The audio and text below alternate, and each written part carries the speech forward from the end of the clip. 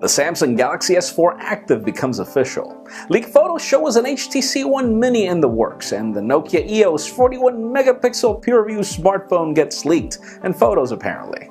I'm Jaime Rivera, and I'm using an 8-megapixel camera to film this. It's not 41 megapixels, and this is Pocketnow Daily.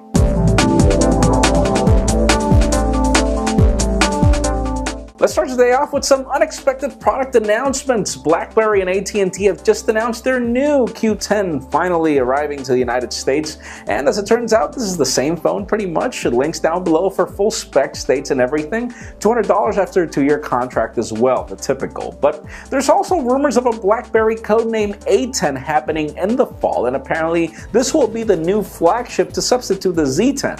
So we're going from A to Z.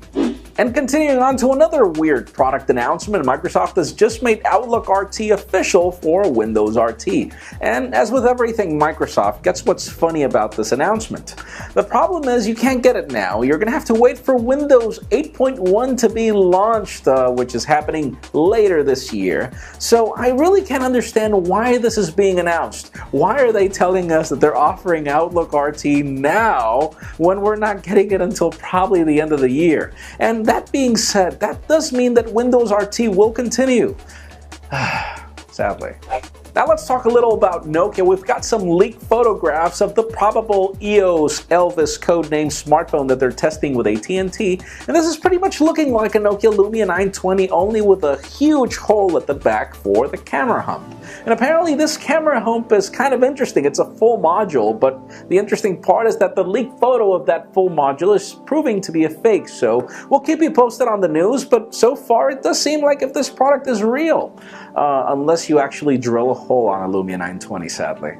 And moving over to HTC, we've got some leaked photos of an HTC One Mini, which is completely unexpected. I mean, we thought that the M4 codename smartphone was the HTC Desire X600 that we heard about for Asia, but as it turns out, this Mini is actually better than that 600. I mean, it's got a 720p display, and it's got almost every spec as the HTC One, only that it's smaller and it's got a dual-core processor. Now, obviously, we don't have any specifics as to when we will be getting this phone, but interesting, we are getting a smaller option of an HTC One that has decent specs and a beautiful design, so stay tuned.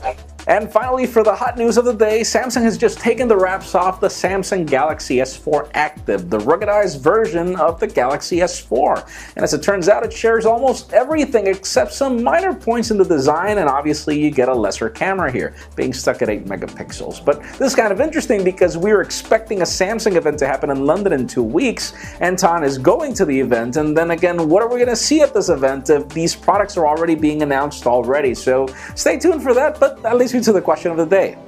Galaxy S4 regular or Galaxy S4 Active? This question sounds weird, but anyways, which would you prefer now that you're getting an option to get both?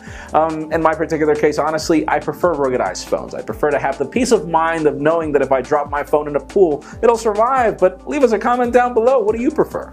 And of course, for an earlier scoop of everything that's happening in the smartphone and tablet world, make sure you follow us on Pocketnow.com, subscribe to our YouTube channel as well. You can also follow me on Twitter at Jaime_Rivera. Please give this video a thumbs up if you like what you saw. I am Jaime Rivera. Thank you very much for watching. We will see you tomorrow.